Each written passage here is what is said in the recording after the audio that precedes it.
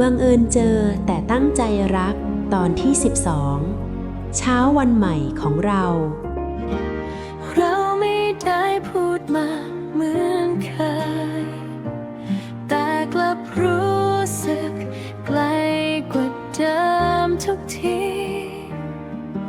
บางความรู้สึกไม่ต้องมีคำอธิบายแค่อยู่ตรงนี้ก็เข้าใจกันดีถ้าวันไหนโลกมันหมุนช้าลงไปฉันก็อยากเดินช้าๆข้างเธออย่างนี้ไม่ต้องรีบรักไม่ต้องรีบไปไหนแค่ให้วันนี้